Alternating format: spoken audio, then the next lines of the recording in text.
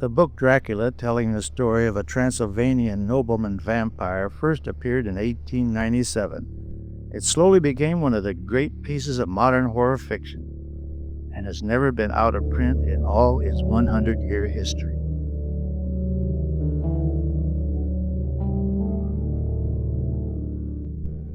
The author was an Irishman, Bram Stoker, who managed a successful theater in London.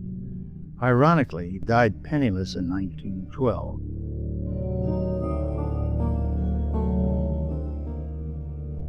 The birth of Dracula spawned a still-growing industry of books, plays, and films about the dreaded Count and all the other vampire wannabes. Translated into many languages, the story has attracted fervent fans across the world.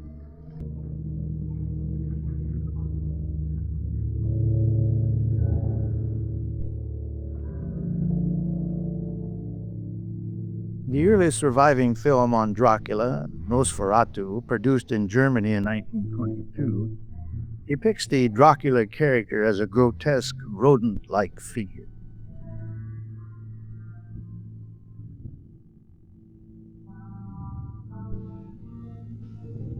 The great Bela Lugosi starred in the 1931 Hollywood classic, the first talkie Dracula.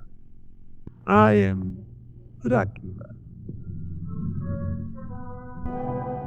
Lugosi's only color film was the 1947 Scared to Death, and he wasn't afraid to spoof his Dracula character, as shown here with Betty Boop.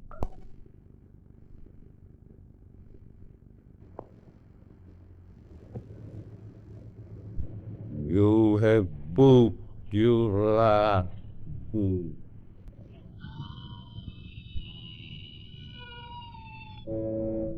Too many, the Hungarian-born actor personified mystery and evil. After the original success of Dracula, he played in a variety of horror and mystery films, quite often as a vampire. Hollywood would eventually drop him, however, and he died lonely and abandoned in 1956. And there were many other actors and comedians who also welcomed the horror genre.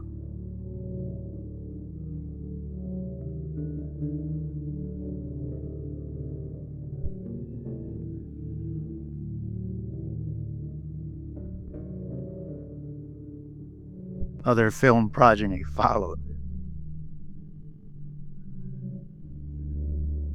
Bram Stoker's Dracula, directed by Francis Ford Coppola and starring Gary Oldman and Winona Ryder, won approval for its devotion to the author's original concept. And Mel Brooks was not far behind.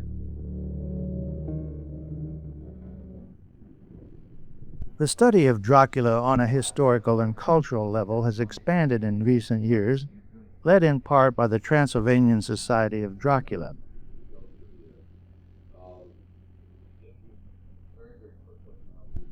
I asked society experts about Dracula's popularity and are there such things as vampires.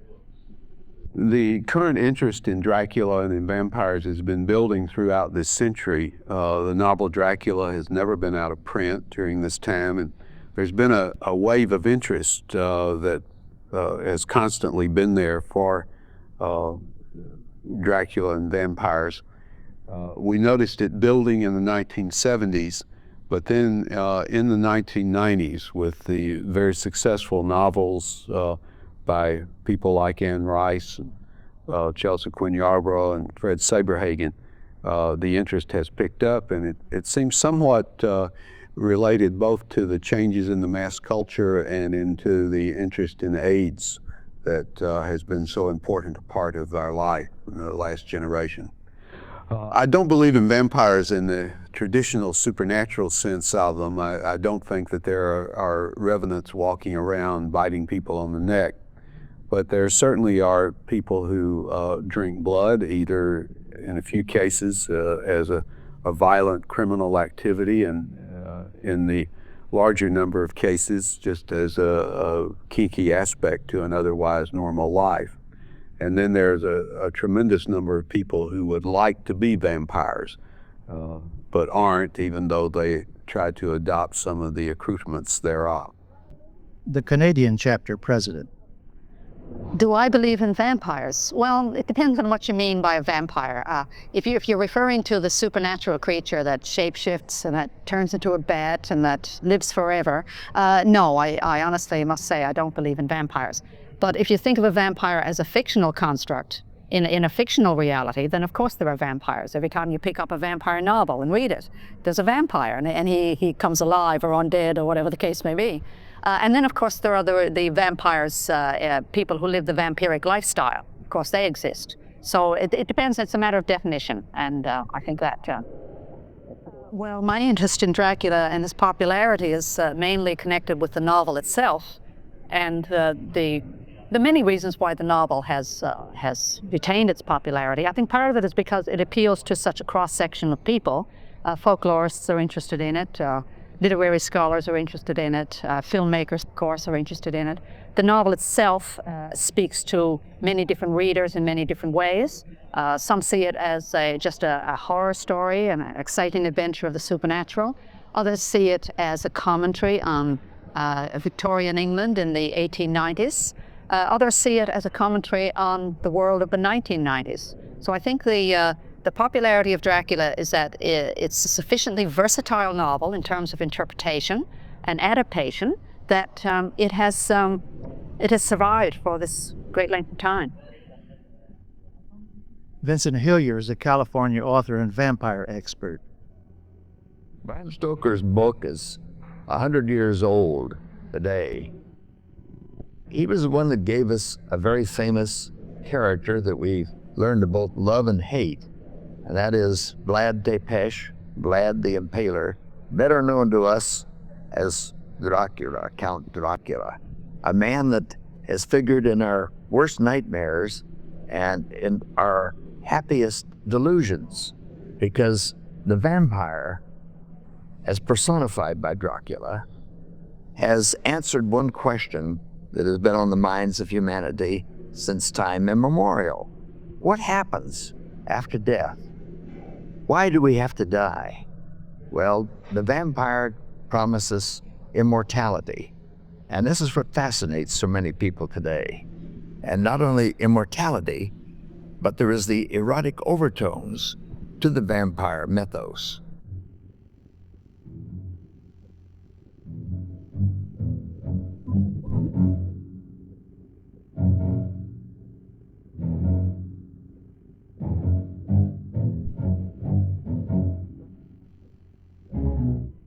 The vampire comes in at night. He approaches the beautiful woman sleeping in her bed, reaches down and bites her on the neck. How similar is this to the love bites that are found in love play today among modern men and women? So we've always had this fascination with Dracula and vampires. As a matter of fact, the vampire myth started long before Stoker. It began with the ancient Akkadians and Sumerians and the ancient Chinese in the Huangpo Valley. They all had their stories of the dead returning to feast upon the living, torment the innocent. Well, of course, today, we no longer really think of vampires as evil because we've seen them in cartoons and in commercials and on TV today. Sometimes they even become heroes, such as in Forever Night. So the vampire, it's a mixed feeling that we have. He is our hero villain combined into one. I searched the world over in quest of trying to find the answer to, is there really such a thing as a vampire? In my book on vampires, which is called Vampires, Myth and Reality, I've offered a standing reward of $10,000 in gold bullion to anyone that can bring me in a traditional vampire, these real Bela Lugosi type that rise from the dead. I have yet to see one of those. I have come across people who project their after bodies, sometimes in predatory states, and I consider them a type of vampire, just as there are the psychic sponges that you meet at cocktail parties that get you into a corner and drain you of your vitality. They, in effect, are a very minor type of vampire. Perhaps, though, the most frightening vampire of all is the conjured vampire, the type that was created by Aleister Crowley, and it was used to kill his enemy, MacGregor Mathers, in Paris, while Crowley was in London. And this occurred around the turn of the century. It was a very famous duo between the two men. And the newspapers at the time claimed that Mathers was killed by a vampire, a real vampire. And I even went so far as to go to Transylvania and to the village of Poenari and stayed a night alone in Dracula's castle. And it was a long night, and I recount the incident in my book. I was hoping, against hope, that my host would show up, and once and for all, I would know. Unfortunately, he was a no-show, but I'll go back and try it again. In my book, American Vampires, Fans, Victims, and Practitioners, I conclude with a chapter called He's an All-American Guy. And it sort of sums up in part what I've been saying just now, that the appeal of the vampire is because he's so very American in that he represents all the traits that we in America hold dear. Sexual prowess, power, being number one, not number two, always succeeding at what he's doing and representing immortality. Even though it's impossible for real folks to be immortal, still we are caught up with those pills and those ointments and those plastic surgery procedures that will perpetuate the idea of being forever young. People frequently ask me, are there any vampires? Where can I find a vampire? And I tell them, you don't really want to, because there is a type I've called the living vampire.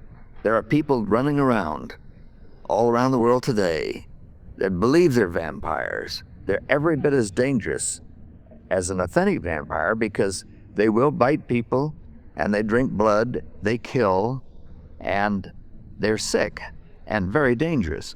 Now, there have been cases of this as recently as 1979 in Sacramento, California, and again in 1979 in New Jersey. A couple in New Jersey were found completely drained of blood. The investigating police officer said to the newspaper, if I believed in such things, I would say it was the work of a vampire. Well, it's a strange world.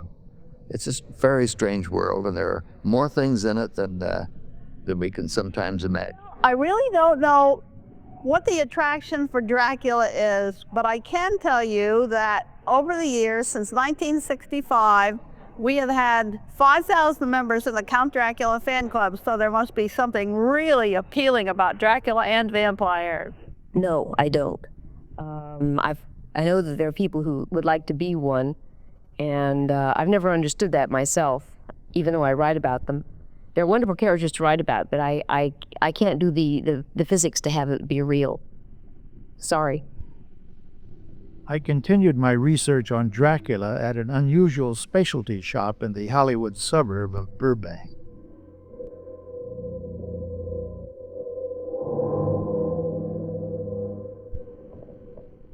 We are, as far as I know, the only all-horror book and gift store in the world.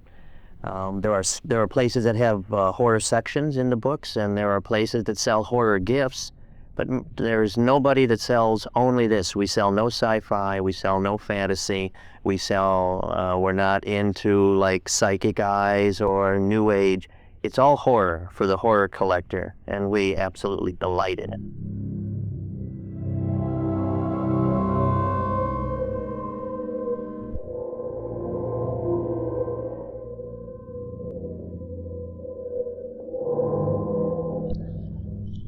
Without a doubt, I would have to say that the biggest area that of our clientele is interested in is in vampire and vampiric things.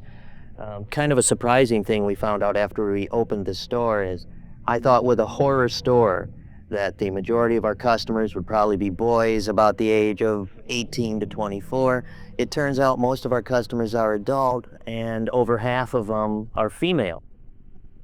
That may account for part of the vampire, them liking vampire things, because I think there's a sensuality, a sexuality, and a romance to the entire Gothic thing, including the clothing, that is picked up on by the females more than the males. Something about living forever and connection with the blood there that I think is just romantic.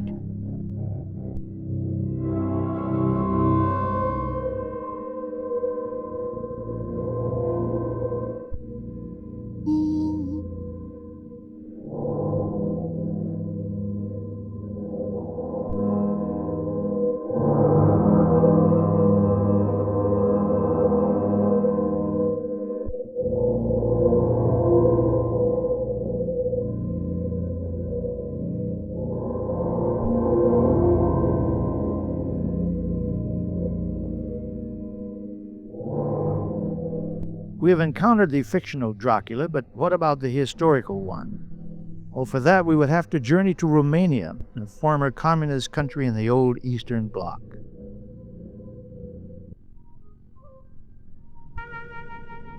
Romania's capital of Bucharesti, as it is called here, is a city of 2 million, once known as the Paris of the East. The monstrous 1,100-room House of the Republic, one of the largest structures in the world, dominates the city skyline. The building was the megalomaniac dream of the late communist dictator Nicolae Ceausescu. Today it houses the Romanian Parliament and international conferences. We're told Ceausescu really loved his fountains.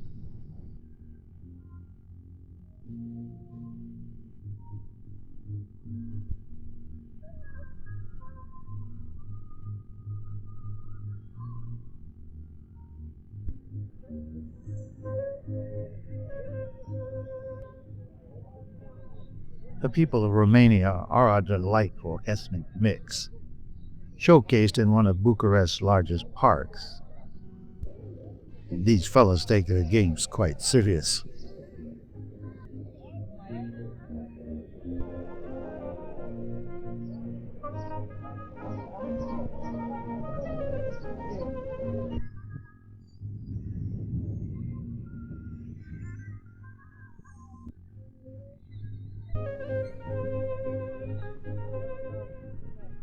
We got a real backward kid there.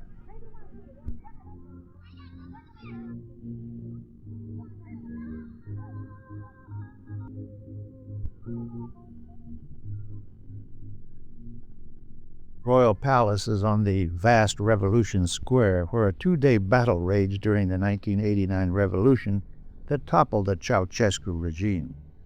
Some of the martyrs of that fighting are buried here.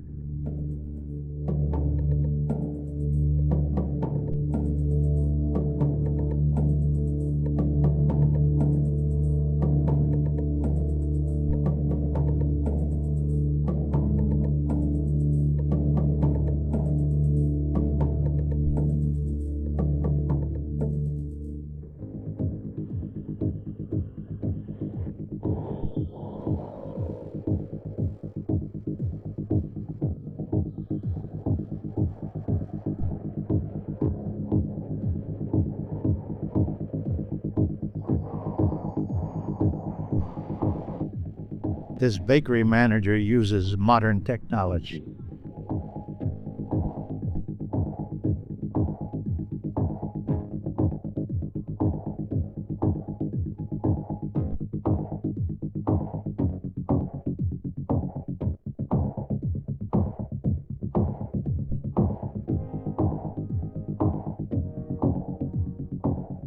Americans are well liked here.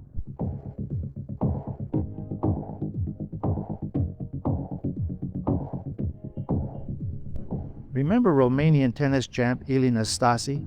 He really double-faulted in his recent failed campaign for mayor here in Bucharest. The Romanians are slowly recovering from the Ceausescu excesses that drove their country to the brink of bankruptcy. Life is still difficult today for many of its 24 million people.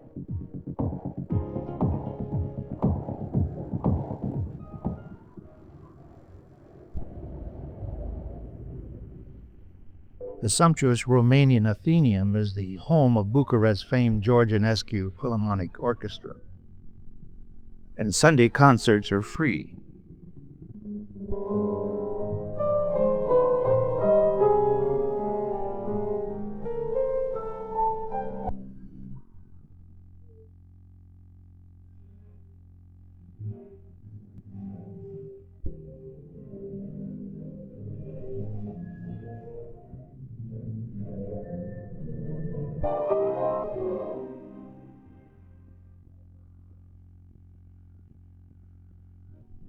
The president of the Transylvanian Society of Dracula, Nicolae Patarau, offered to guide my search for the Romanian Dracula. We headed north toward Transylvania, where the historical count was born. No self-service here. On the road again, we crossed through the dramatically beautiful Transylvanian Alps. Transylvania, by the way, is Latin for land beyond the forest.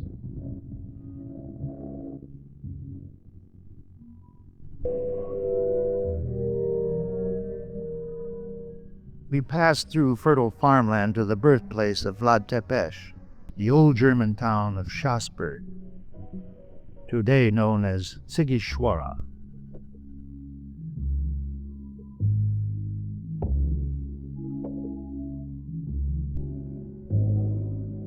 The old town, or citadel of Sighișoara, is said to be the best preserved medieval town in all of Europe, with its thick defensive walls, spires, and narrow cobblestone streets.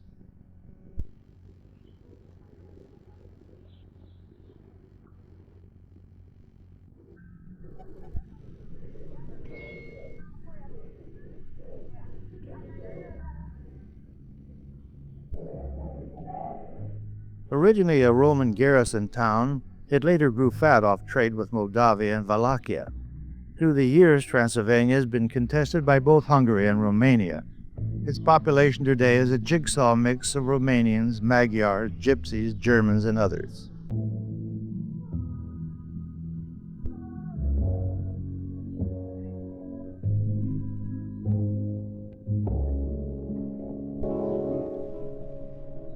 Dracula's father, known as Vlad Dracul, commanded a small garrison here in the 15th century. He won the name Dracul when the German emperor made him a knight in the Order of the Dragon, or Dracul in Romanian.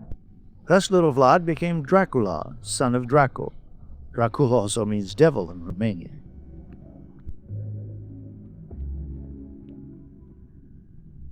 Vlad was born in this building, now a restaurant, about the year 1431.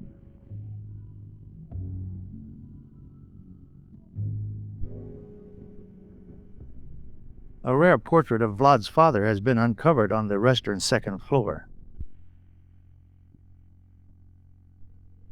The town's museum shows a richly detailed how-to book on the art of torture written in German.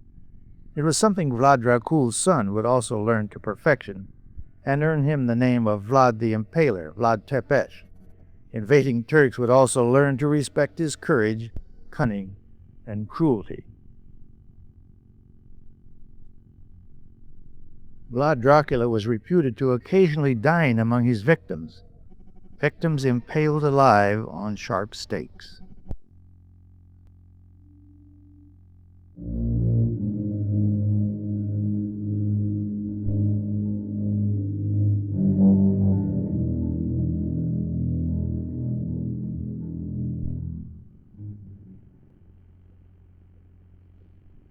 When Dracula eventually came to power as ruler of Wallachia, he established his princely court at Târgoviște. It was here that he earned his reputation as the Impaler. Many of his victims, conservatively set at 40,000, died in and around his palace. There was also another side to this strange man. A Romanian patriot as well as a cunning Machiavelli, he used torture as a weapon of psychological warfare.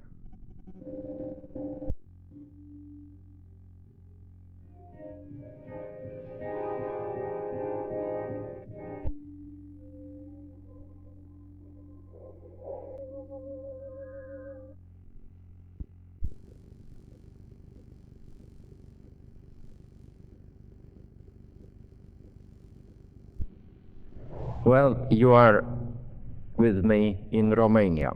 You are with me in the cellars of the princely palace, once inhabited by Prince Vlad the Impaler Dracula.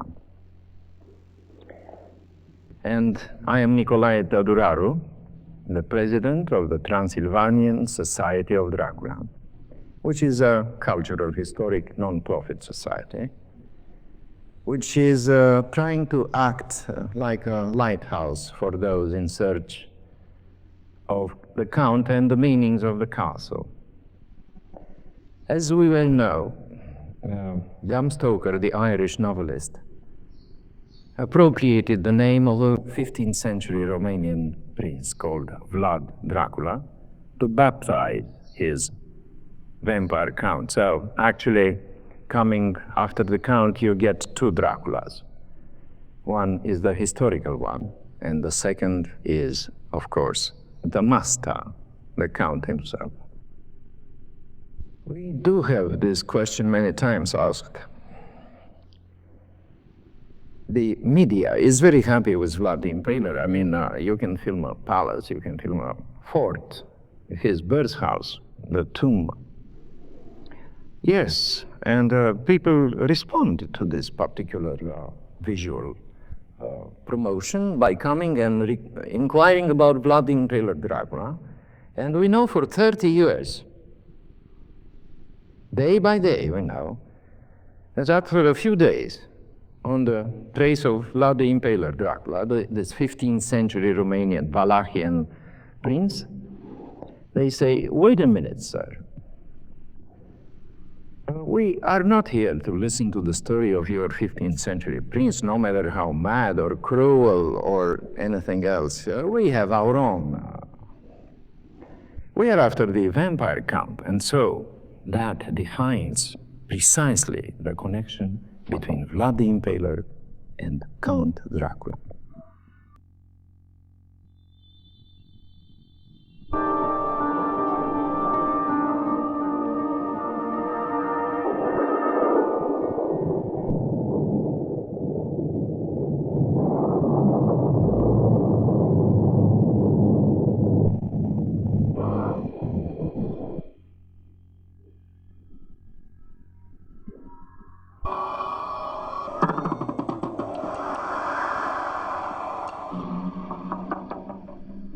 Dragomista recently celebrated its 600th birthday with a pageant showing the spirits of some of Dracula's victims floating surrealistically among the palace ruins.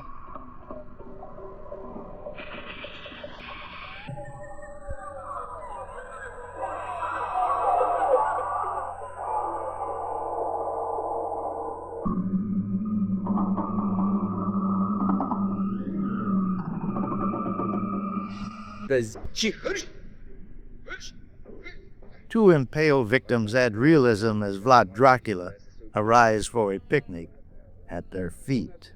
As one great Romanian said, academician Bălăceanu Stolnici, he may have been bad in many points, but at the time, in the 15th century, Romania was threatened by three big empires, each of them with their expansionist programs. And so, for whatever he is, or whatever he was, this Vlad the Impaler Dracula, with all his many acts of cruelty, he kept this country independent. And what is even more important, that today, when we speak about him, Romania is in the same position, surrounded by other empires, also with expansionist programs, needing also other Vlad the Impalers to keep it independent.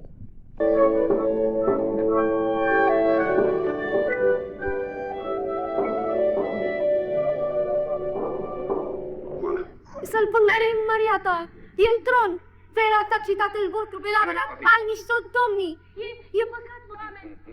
The star of the pageant is, of course, Vlad Dracula himself, played with great gusto by a Romanian actor.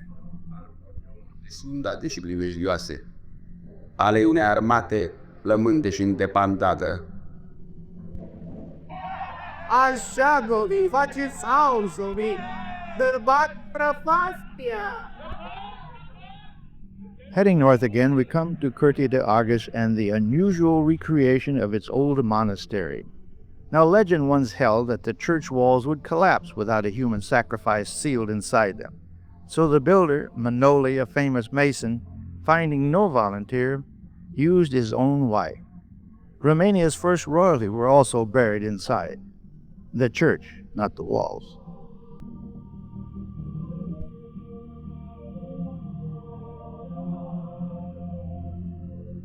Still heading northward, we travel through a picturesque valley on our way to find another Vlad castle and a wonderful Dracula folktale.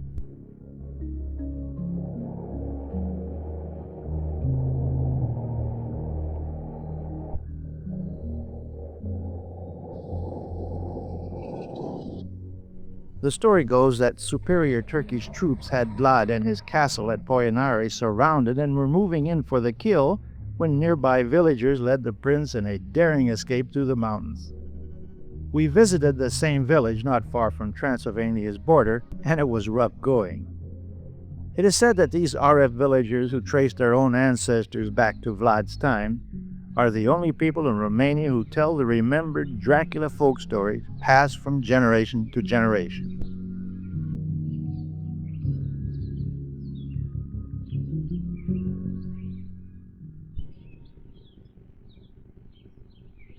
Anthropologists and other scholars often make their painful way up to Aref to hear in person and to record the same stories, dances, and songs passed down for 500 years. The colorful folk costumes also come from the distant past.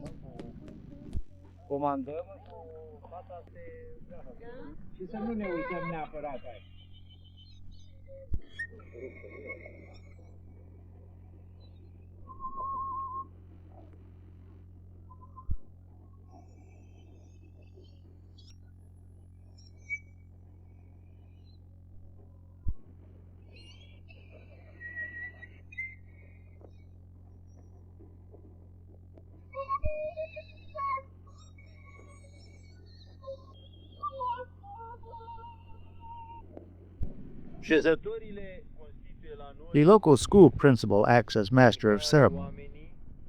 Petrec.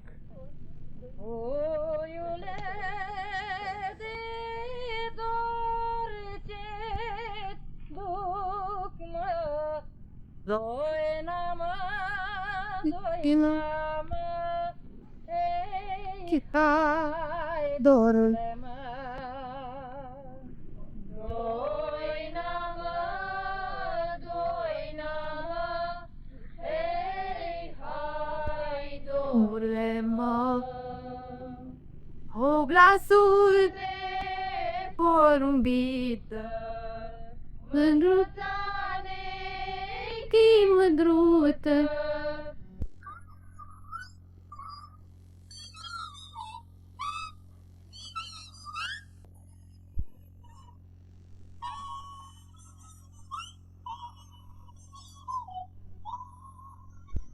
That eerie whistle sound is made by placing fish scales in their mouths.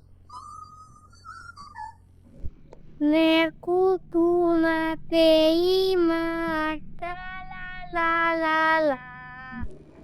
Vreau să cânt din fluier, la la la la. Sosim la cetatea. She tells the story that after Vlad had escaped, he asked their ancestors what they wanted for a reward, money or land.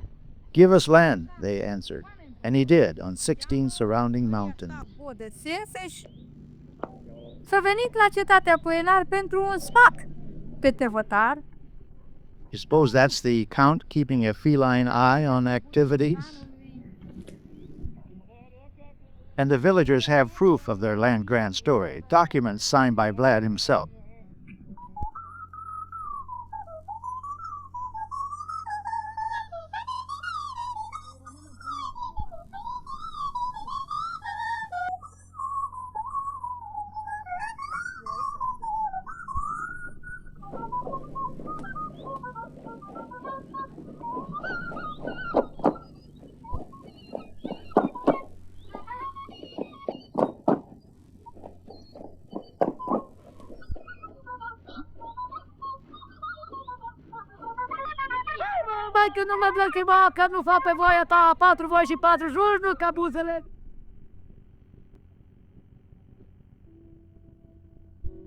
We cross the mountains once again and arrive at Brasov, an important trading center and Romania's second largest city.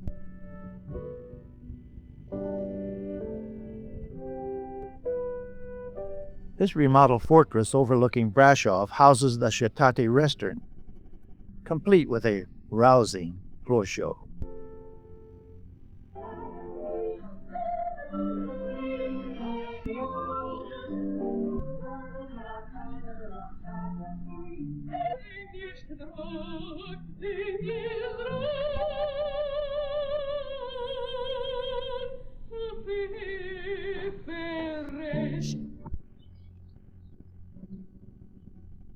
A few miles away is the Bram Castle, often erroneously called Dracula's Castle.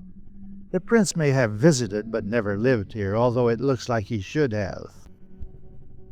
The castle was home for Queen Marie, the rebel granddaughter of Queen Victoria, born in Scotland and married to King Ferdinand of Romania.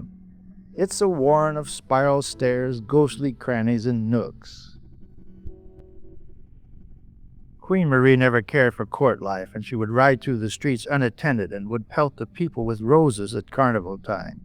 Her popularity really soared when she organized cholera camps during the Balkan War.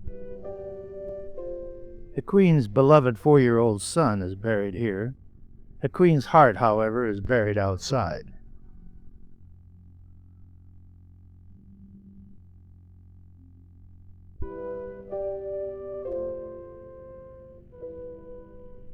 We headed for Bistrita on the very edge of the Carpathian Mountains.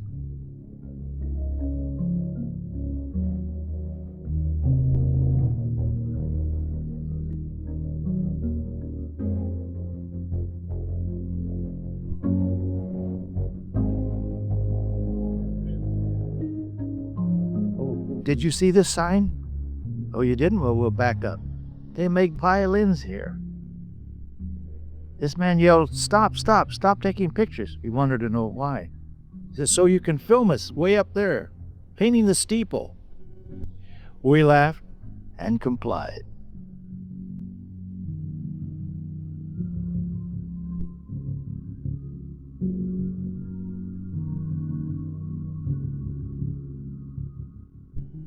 Our next stop is Bistrita, a lovely little city snuggled against the Carpathian.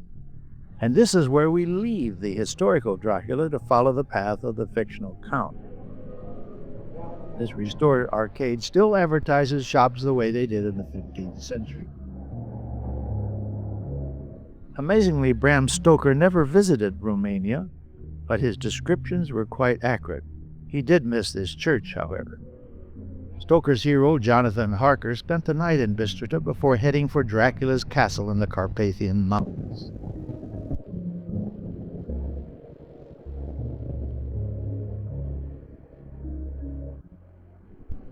Our paperback Dracula novel said Harker had written something about a certain hotel here in Bistrita. We looked for it.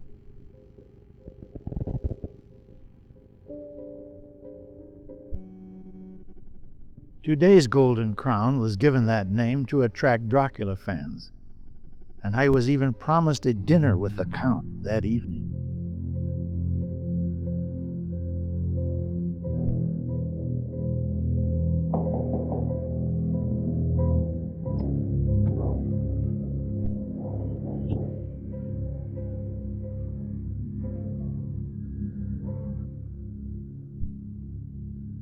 welcome. Enter freely and of your own will. That voice sounded familiar, I thought.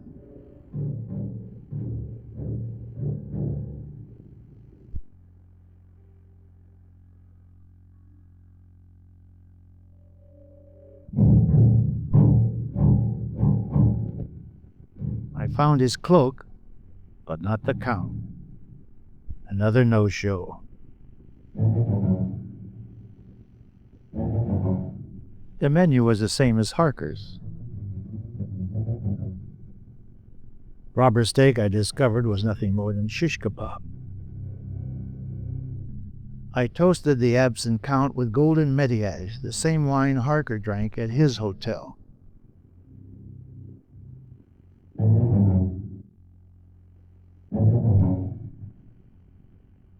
Like Harker, we too would journey to Dracula's castle on the morrow. The next morning, on our way to the Borgo Pass, we made a brief stop at one of the old homes built by Germans. It was filled with antiques, some of them quite rare, owned by Professor Ian Roos. Now, many of the items could have been seen or used by the fictional Jonathan Harker when he visited Transylvania 100 years ago.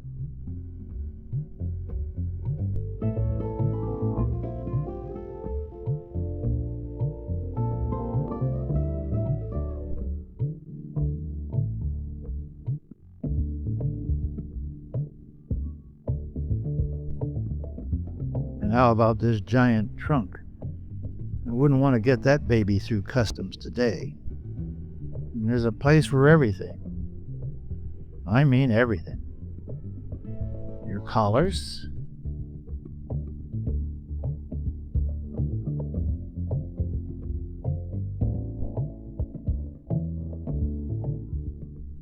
your cuffs,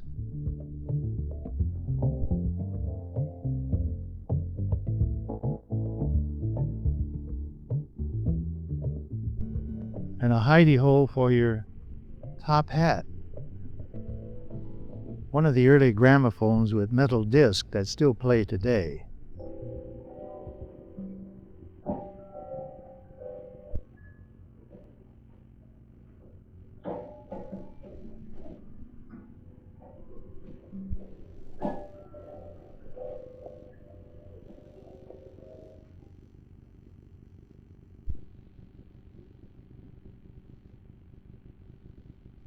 An ingenious painting. First you see Mary, then Jesus, and finally Joseph.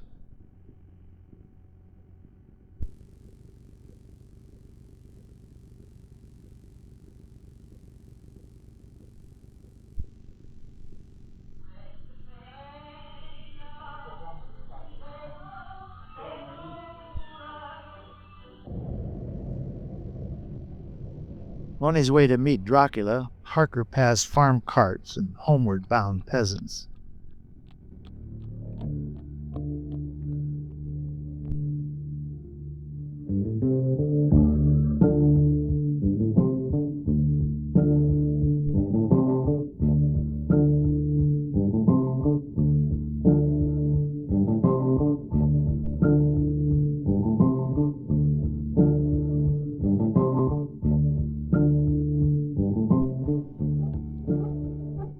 Harker said he watched a green sloping land full of forests and woods with clumps of trees and farmhouses unfolding in front of him. And there rose mighty slopes of forest up to the lofty steeps of the Carpathians themselves. Yes, we are in Dracula country now.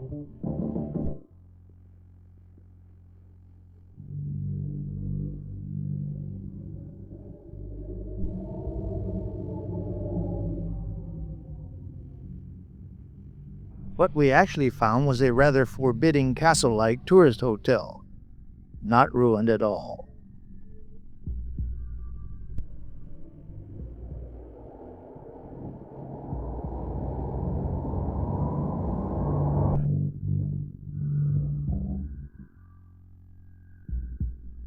We continued past the castle because we had a rendezvous with the so-called Witch of the Count Dracula, that is, who lives alone in a small farm shanty nearby.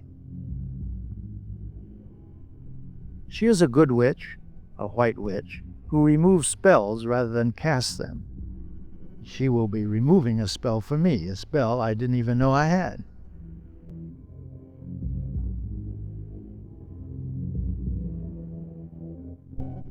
Her married daughter, Ioana, is also a white witch. And then I asked about the well water they said figured prominently in the dispelling. The same water, therefore, given to another person who may have the same brushes or the same insect bites, the same water, therefore, does not act to the same effect, to the same extent. Very interesting, as if the water has a memory. In the meantime, science proved that water has memory. So this so-called superstition, according to which you must not speak as you bring the fresh water from the well, seems to get a rationalistic, scientific backgrounding. Yeah. Possible explanation is that speaking as you are carrying the water, particles of saliva may fall into the water, and under the homeopathical laws, it will change the quality of that water. That's why you must not speak. The water must be in its purest. Hey.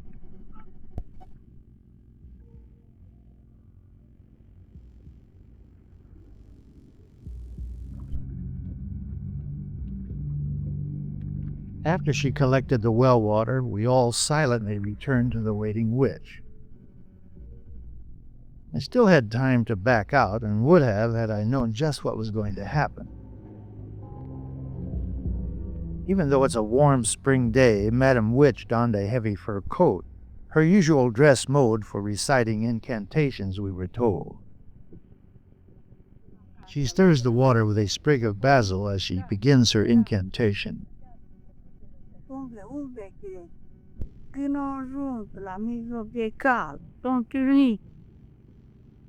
Cosme, Cosmeoae, Colupae, cu viața lui întreagă. Nimica rău. Spitting 3 times.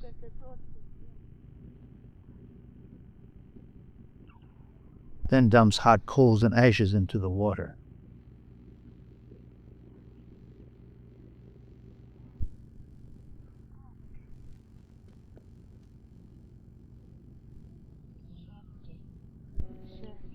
Now it's ready for me, and I was horrified when they told me I had to drink 3 swallows of this stuff, a potion, counting backward.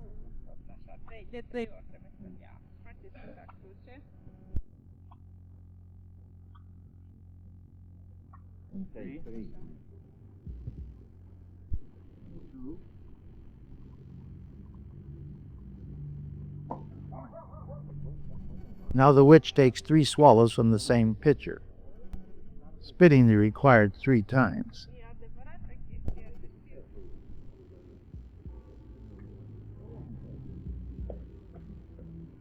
And lo, my spell has been lifted, and I didn't feel any different, however.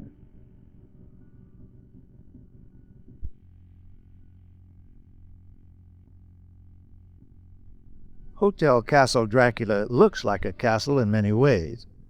It was built for Dracula fans, of course, as well as winter sports enthusiasts.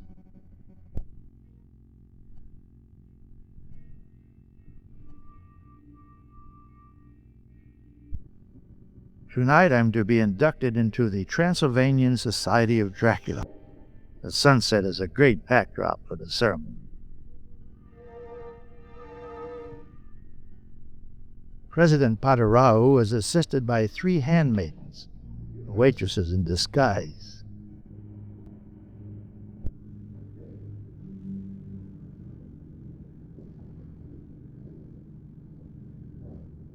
Welcome in the Transylvanian Society.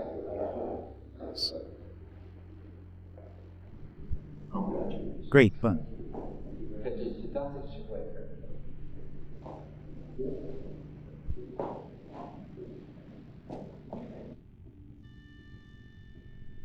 Afterward, I'm taken to the spooky castle cellars to determine if the Count is really sleeping in that night.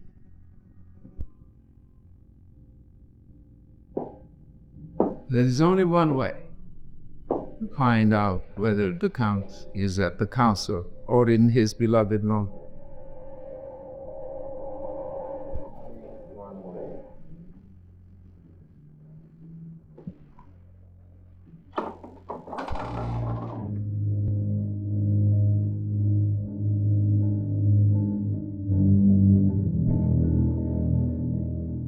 I thought he looked kind of familiar.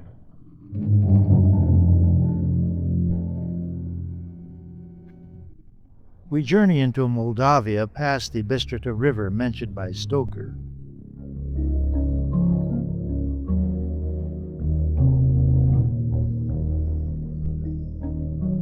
We pass an old Russian church as we head south.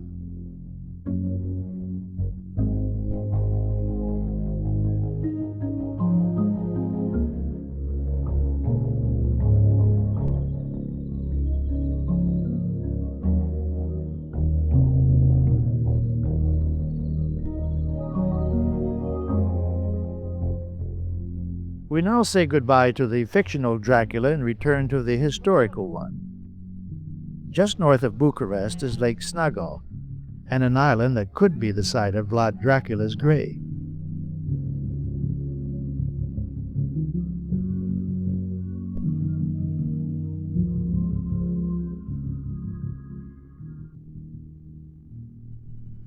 We met a camera-shy little nun who demonstrated her way of calling the faithful to prayer.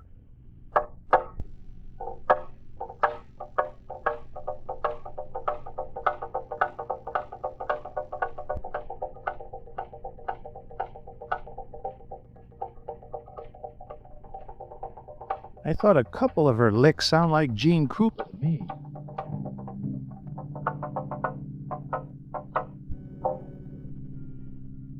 Another island chapel under extensive renovation was built by Vlad's grandfather, and legend had it the historical Dracula was buried here, but the grave was empty. Researchers are still looking here and elsewhere.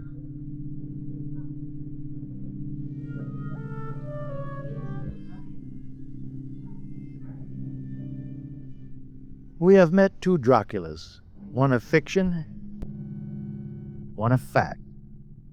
But we would not be too surprised if somewhere in the future they merge into one character.